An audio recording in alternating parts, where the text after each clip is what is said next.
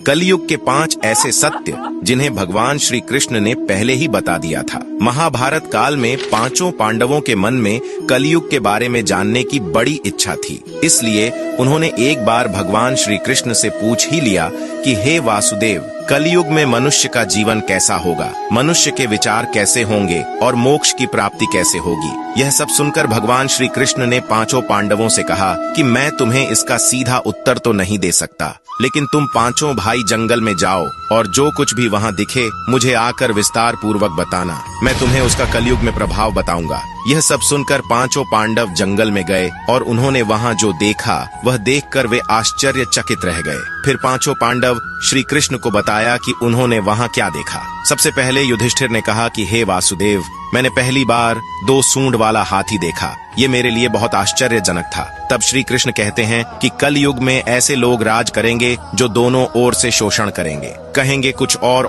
करेंगे कुछ और, मन में कुछ और होगा और कर्म कुछ और ही करेंगे। ऐसे ही लोगों का कलयुग में राज होगा। उसके बाद अर्जुन ने कहा कि हे वासुदेव, मैंने जो देखा वह तो इससे भी आश्चर्यजनक था। मैंने एक पक्षी देखा जिसके पंख पर वेद लिखे थे, लेकिन वह मांस खा रही थी। तब श्री कृष्ण बताते हैं कि कलयुग में ऐसे लोग रहेंगे जो बड़े ज्ञानी कहलाएंगे, वे ज्ञान की चर्चा तो करेंगे लेकिन उनका आचरण राक्षसों जैसा होगा। कलयुग के मनुष्य धन और संपत्ति के लोभी होंगे, भले ही उनके पास कितना भी ज्ञान क्यों ना हो। उसके बाद भीम ने कहा कि एक गाय अपने बछड़े को इतना चाटती है कि बछड़ा लहू लोहान हो जाता है। तब श्री कृष्ण कहते हैं कि कलयुग में माँ के बच्चों की प्रति ममता इतनी बढ़ जाएगी कि उन्हें अपने विकास का अवसर ही नहीं मिलेगा, जिसके कारण मोह माया में पड़कर वे बर्बाद हो जाएंगे। इसके अलावा जब किसी का बेटा घर छोड़कर साधु बनेगा तो हजारों लोग उसके दर्शन करने जाएंगे, लेकिन जब खुद का बेटा साधु बनेगा तो वे रोएंगे कि मेरे बेटे का क्या होगा। कलयुग में बच्चों के प्रति ममता इतनी बढ़ जाएगी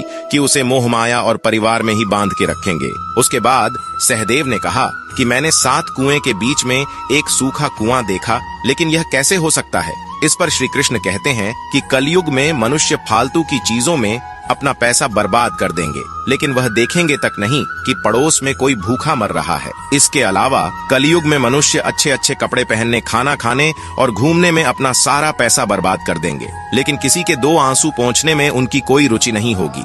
इसके बाद नकुल ने कहा कि एक चट्टान सभी पेड़ पौधे को तोड़ रहा था, लेकिन वह एक छोटे से पौधे पर टकराकर रुक जाता है। इस पर श्री कृष्ण कहते हैं कि कल युग में लोगों का जीवन पतन हो जाएगा। ऐसे में हरि नाम का एक छोटा सा शब्द उस पतन को रोक पाएगा।